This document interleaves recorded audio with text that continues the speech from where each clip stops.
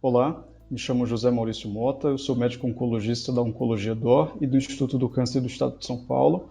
Hoje nós vamos comentar sobre dois abstracts que foram apresentados nessa ASCO de 2021. O primeiro estudo é uma análise com médicos, oncologistas ou urologistas nos Estados Unidos que imputaram dados de pacientes com carcinoma urotelial avançado e eles buscavam analisar desfechos de acordo com a presença ou não de alterações em FGFR.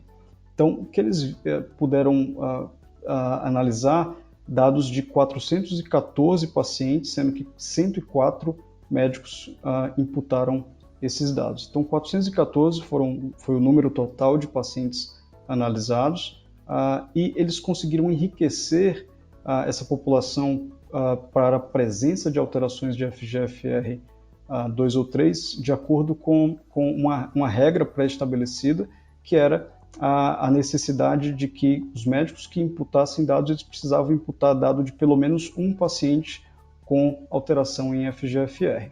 Então, eles avaliaram que os padrões de tratamento foram relativamente semelhantes entre os dois grupos analisados, ou seja, presença de alteração FGFR ou FGFR wild type. Então, foi relativamente semelhante e os desfechos de forma independente do tratamento também foram semelhantes em relação à sobrevida livre de progressão.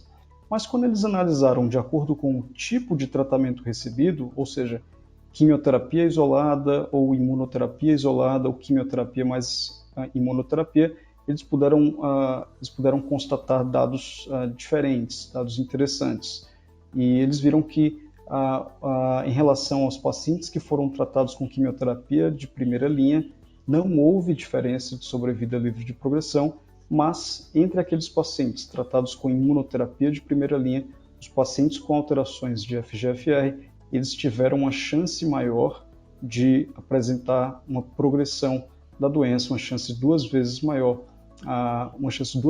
de ter progressão durante o tempo de observação.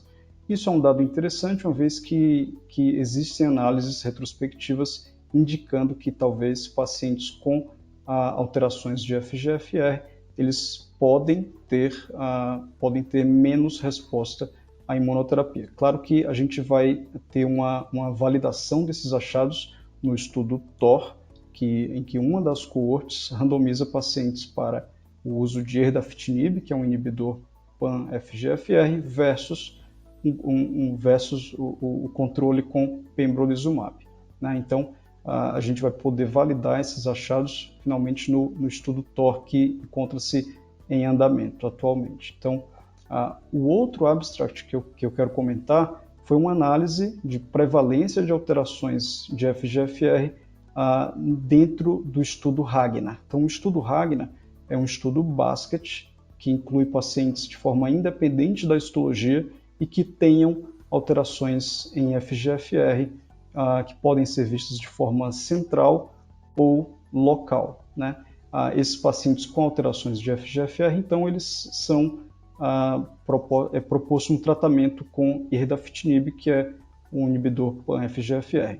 Esse estudo ele já incluiu cerca de 5.600 pacientes, sendo que aproximadamente 3% apenas tinham alterações em genes do FGFR, a maior parte mutações ou fusões que levam à ativação desse gene.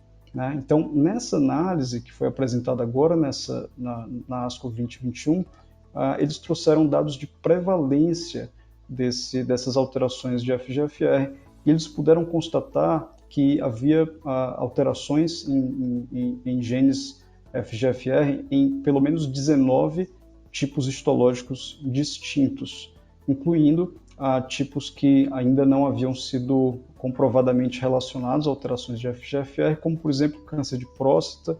Tinham poucos pacientes, mas foram encontrados, pacientes com câncer de pâncreas e também pacientes com tumores de glândula salivar. Algo também interessante é que eles incluíram conseguiram incluir bastante pacientes com colangiocarcinoma, com alterações principalmente no GNF-GFR2, assim como também pacientes com gliomas de alto grau. A gente ainda aguarda os resultados de eficácia do estudo Ragnar, que devem ser apresentados em convenções futuras. Então, acho que eram esses os dados que eu queria trazer hoje e agradecer a atenção de todos.